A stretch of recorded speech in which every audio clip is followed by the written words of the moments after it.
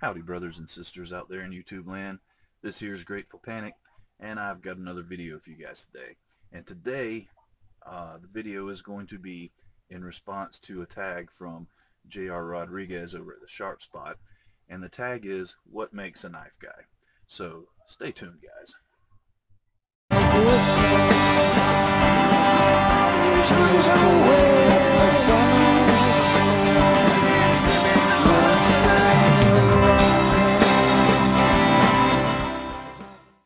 And before we get to the meat and taters of this video, there's a couple of things we got to do.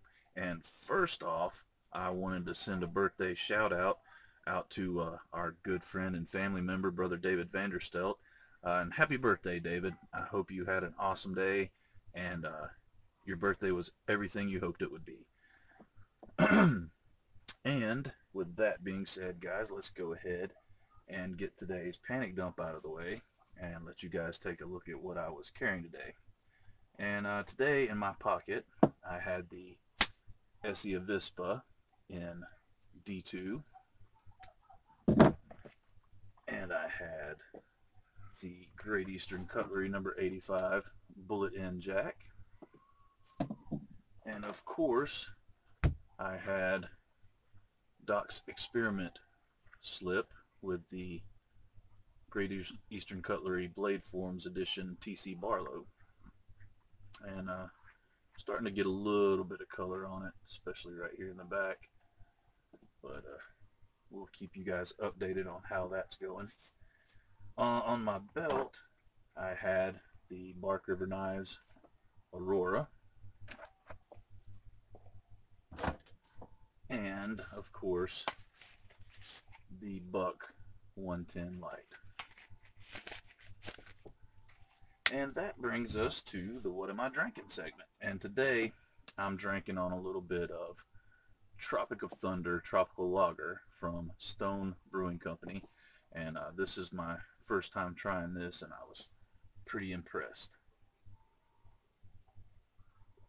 So that right there means it's time to get down to the nitty-gritty, guys. And like I said, today's video is in response to a tag from J.R. Rodriguez, and the tag is, "What makes a knife guy?"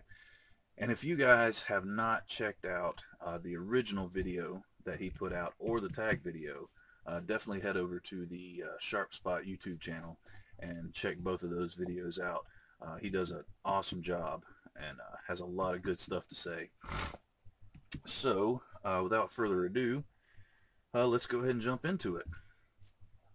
And in my opinion, the question, what makes a knife guy, is both a hard question and an easy question. And it's easy because, I mean, common sense says, well, what it takes to make somebody a knife guy is an interest in knives. But to me, it goes a lot deeper, and that deeper part is what's very, very hard to answer. And in order to get there, I think we need to break it down into a couple of levels. and really those levels can be broken down further into many sub-levels.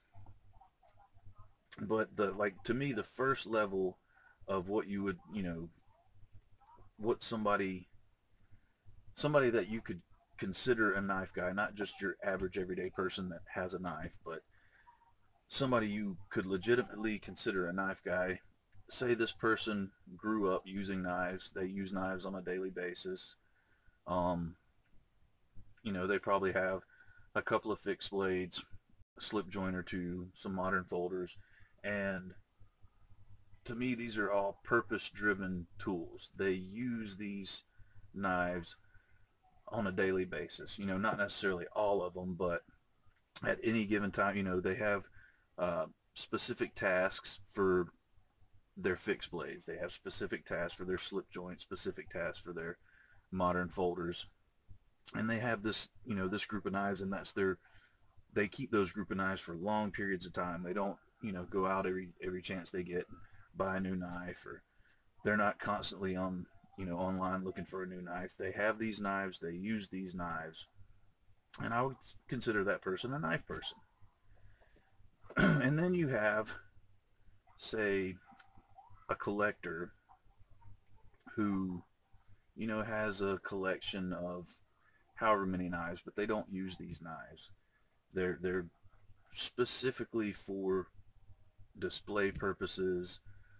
You know, they don't necessarily have that many knives. They just like knives, and they have, you know, a certain amount that they have on display or they have stored away that they break out and look at from time to time. And, you know, they might have the one specific knife that they carry every day because they use a knife. And then you have people like I would consider a lot of us. We carry knives every day. More often than not, we carry different knives every day. And on top of those knives that we're carrying, we have a bunch stored away in a knife case. We have some that are, you know, for display or collection purposes only. We have some that are, you know, in a daily rotation. We have some that are in maybe like a monthly rotation that you only break out and use once a month, a couple times a month. And when it comes to us, if we're on the internet, we're probably searching for knives, or we're on a knife website, or we're in a Facebook group talking to other people who love knives, or we're on Instagram looking at pictures of knives. If we're on Facebook, we're posting pictures of knives and we're talking to other knife lovers. If we're on Instagram, we're posting pictures of knives, or we're looking at pictures of knives. Basically, our daily life revolves around the love of knives. If pretty much every conversation that you're in throughout the day, knives come up at least once. If you're in Walmart, anytime you're in Walmart, you always go by the knife aisle. And this is, to me, this is a special sort of knife person. This is the knife person that I associate with on, you know, pretty much a daily basis. And to get into what I believe makes us that way, and I really don't even know what I believe makes us that way, let's go ahead to the second part, and that's what made me a knife guy. And honestly, I mean, I've always dug knives ever since, ever since I can remember. Any kind of knives, kitchen knives, just knives. I just thought they were the coolest thing. And I'm gonna out myself here a little bit, but when I was younger, I read a lot of fantasy type books, and you know, in those books, like the Lord of the Rings books, the Chronicles of Shannara books, the Wheel of Time books, there's you know, your main weapons in these books are bladed weapons. And so, you know, I always just, you know, I'd get into these books, and you know, they'd be in battle and they'd be describing the swords and the knives that they used, and I just thought it was the coolest thing. And in addition to those books, I was a big fan of, like, I guess the folk hero and frontier hero type books. You know, even like the fictional quote unquote folk heroes. And one of my favorite books of all time was Huck Finn. And I can remember reading Huck Finn over and over. And you know, there was several instances in the book where it described Huck Finn using a Barlow knife. And of course, first reading the book, I had no clue what a Barlow knife was, but around that same time period, whenever we would go visit my grandma in Tennessee, there was a co-op like a quarter of a mile up the road from her house, and we'd always go there because my dad could get, you know, parts for the tractor or stuff we needed for our little farm at home, you know, for a good price. And they had a really good selection, and I can remember going in there And it was right around the time, a little while after I'd read Huck Finn, and I can remember walking past the register, and I just happened to look over, and they had a glass case with Barlow knives in it, and I was like, oh my gosh, Barlow knives! Like, that's what a Barlow knife is. That is so cool. I want one of those. And the Barlow knives that they had in there were pretty much just like this. They probably cost somewhere between $2 and $5. But, you know, as a little kid and reading Huck Finn, I just thought that it was the coolest knife ever. You know, that's the knife that Huck Finn used. I want one of those so bad. And so this was my ideal of the perfect knife, you know, for several years. And then I was probably somewhere around the ages of 8 to 10. My dad had built our new house, and while building it, he was doing the ductwork, and somehow he dropped his case trapper down in one of the air conditioning vents, and it went down into the duct, and he couldn't reach it. And you know, he just kind of chalked it up to, okay, that knife's lost, put the vent back, went on about his life.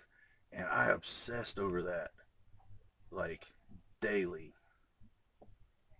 And you know, I've got to find a way to get that case knife out of the vent. And let me back up for a second. Actually, this is a funny story. The first knife I ever owned was in the original house that we lived in, and my parents had bought the house from two elderly sisters, and they had lived there forever. I mean, 50, 60, 70, I don't know how long, just over 50 years. And they didn't take their trash to the dump. The house was surrounded by 10 acres of woods, and they would, whenever their trash bag was full, they would take the trash bag out into the woods and just toss it. So whenever my parents bought the house, you know, the woods were just full. It was full of trash, and they had cleaned it up for the most part, but there was several, you know, piles that were so old and decomposed. You know, they were under, you know, layers and layers of leaves, and it was basically just rusty metal that you really couldn't clean up. Well, as a kid, of course, what did I do? I'd go out there and poke around with a stick and try and find treasures. I ended up finding a rusty old butcher knife, and the wooden handles had been rotted off. And but I thought it was just the coolest thing, so I took it back, took it out to my dad's shop, got some sandpaper, WD-40, cleaned it up, snipped the rivets out, and made a little sheath out of cardboard, and I carried that thing around with me forever. So that was my the first knife I ever owned, like, if you could call it a real knife. Well, fast forward back to the whole vent fiasco. I obsessed over this knife. Well, one day my dad wasn't home, and I said, you know what, I'm getting that knife out. And I went down in the basement and cut a hole in the duct and was able to get the case knife out. And then I patched the hole up with some duct tape, and then pulled the insulation back over it so you couldn't see it. And to this day, and unless my parents watch this video, they have no clue that I cut a hole in that duct. But anyway, my dad got home, and I was like, Dad, I got your case knife. I found it. You know, I was able to get it out of the vent. And of course, by that time, he had already bought another one, and he said, well, hey, you can keep it. So that was my first actual real functioning knife. It was a case trapper. Ooh, whoa, whoa, whoa. Sorry to make you guys seasick. But it was a case trapper. It wasn't this color. It was actually this color. It was the chestnut jig bone trapper. But that was my first actual functioning knife, and I carried that knife with me everywhere. And back then, it probably wasn't technically legal, but there wasn't a lot said about it, and you could pretty much get away with carrying a knife to school. And I had my trapper in my pocket every day. And shortly after that, my uncle was over at the house, and we got to talking, and I was playing with my trapper, and you know, I'd sit on the porch and whittle sticks and do all that kind of mess. And he was like, you like knives? I said, yeah, of course I like knives. I mean, knives are awesome. He said, oh, well, I got something for you. And he went out to his truck, and this isn't the exact one, but it was pretty close to this. But he dug out his old TL-29 that he had when he was in the Air Force, and gave that to me. So that became, you know, kind of my multi-tool. So in my pocket pretty much every day was a trapper and the TL-29. And then shortly after that, I was up squirrel hunting with some old mountain boys up in North Georgia, and we had got done hunting, and we were going to skin and clean our squirrels. You know, I pulled out my trapper because, I mean, that was my knife I used for that. That was my knife. You know, I used that for everything, you know, all the cutting tasks. Well, one of the fellas had a fixed blade on his belt, and when he pulled it out, I about lost it. It was the coolest knife that I had ever seen. It was a fixed blade, and it was a case. I don't know the model number, but it's the Hunter Skinner with the hollow ground trailing point blade, the single quillion finger guard, the jimped thumb ramp, leather stacked handle, the aluminum pommel, and it pretty much looked just like this. It was very similar to this, and to me, that was the coolest knife I had ever seen. And so I freaking obsessed over that knife and obsessed over that knife. And you know, I never ended up getting one, but that was, you know, my dream knife for years as a young kid. Well, you know, I pretty much kept the same. I was that knife guy, that I love knives, and I had knives, but they were the same knives. I used those knives. I didn't collect knives. And then I joined the Army, and I'm like, well, these are, you know, I've got cool knives, but I need something tactical, man. Like, I'm in the military now. I need tactical knives. So I ended up going out and I bought a Gerber Parabellum, a Gerber Gator, and a Kershaw Scallion. And those were my tactical knives. And kind of the case and the Camillus kind of went away. And those were my knives that I carried for the entire time I was in the military.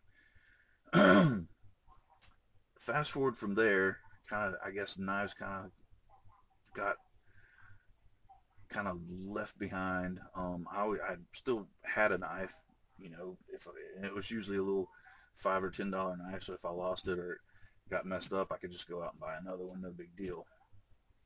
Well, and this kind of it's kind of similar to JR's experience. A couple years ago, I was like, you know, I want a really good knife. I want a knife that'll just last me forever. That's going to be my knife. And it's not one of these, you know, little cheap ones that I'm going to have to replace. I'll have it for just a very, very long time. And I did some research on the internet, and I found the Kaiser Klecker. And man, I wanted that knife so bad. And I said, well, let me be an informed shopper, do my research.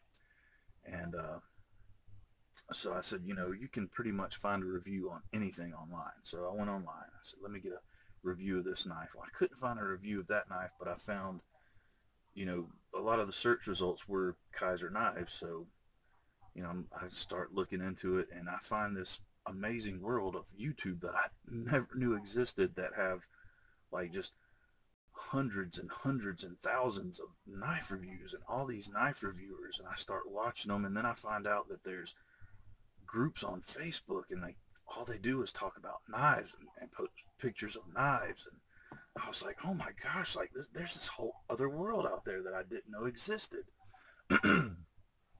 And like a lot of you guys, I'm sure, I went down the rabbit hole. And I have yet to emerge, because since the day I found this wonderful world of knives on YouTube and on Facebook, that's all I've thought about. And that's where I'm at today. And that, in a very long-winded, roundabout way, is my way of, I guess, describing how I became a knife guy. Now, as far as what it means to be a knife guy, if you had asked me 5 years ago, I would have said, That's a guy who likes knives and has a bunch of knives. But if you ask me today, knowing what I know now, what it means to be a knife guy is on top of your everyday friends and family, you know, that you have in quote unquote real life. You've got this awesome extended family online, and it's not what, you know, people, in my opinion, it's not what people call fake friends. I consider you guys and all my friends in the knife groups and all the people that I interact with on YouTube, you know, regularly. I consider them extended family, and I definitely consider them, you know, really good friends. And I've met the most amazing people that I've ever met in my life uh, in the knife community. And I talk to at least one person from the knife community every single day. And I mean, I can't say that about my real friends, you know, or you know, my friends here in real life, like in that live around me, friends that I've actually met in person. I can't say that about them, but I talk to at least one person. I mean, and that's a very, very, very low estimate. I on a daily basis, I normally talk to much more than one person, but every day I talk to at least one person from the knife community, and usually several times throughout that day. And like I said, I can't say that for, you know, the people I actually have met and know. And so to me, that's just mind blowing. And these the people in this knife community, like without question, I can, if I'm having, you know, any kind of issue, just I'm bummed about something, or trying to make a decision about something, or you know, I'm excited about something, I send up a little smoke signal, and never fail, somebody is going to respond.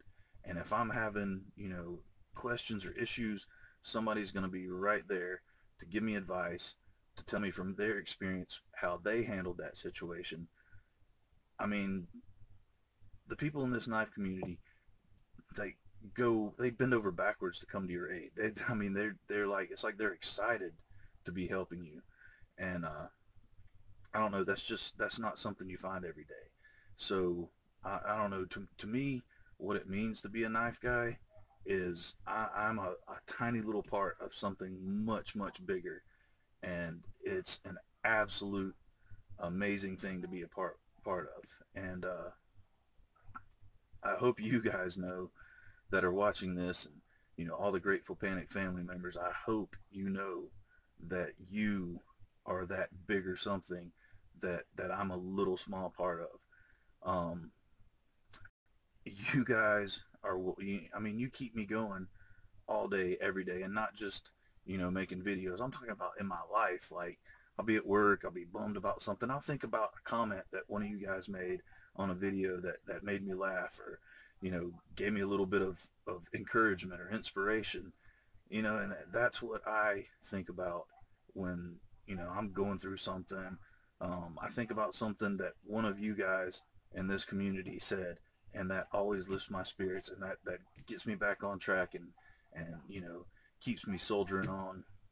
And I mean, that's something money can't buy right there. So I don't know, to me, what it means to be a knife guy is it means you've got a pretty awesome life, because you've got people like you in your life. And that's just an amazing thing. So I hope I didn't lose too many of you, or put too many of you to sleep, because this is a lot longer than I intended it to be. And I knew it was going to be longer than I intended it to be, because no matter what my intentions were, I knew I was going to be chasing rabbits and rambling, and because that's just what I do. And luckily, I'm fortunate enough to have a good group of people that I consider my family, that apparently don't mind listening to me ramble on and on about sharp, pointy, stabby things. And that makes me very, very lucky. So I hope you enjoyed the video, guys. I really enjoyed shooting it, and I appreciate each and every one of you. Again, happy birthday, Brother David. Thank you Grateful Panic family, and thank you to all the extended family members across YouTube and Facebook. I appreciate each and every one of you guys. And with that being said, guys, this is Grateful Panic signing off. And remember, guys, stay alert, stay alive, and hey, how about do something nice for somebody today? Thanks, guys. Bye-bye. Having a good time. Turns away, the sun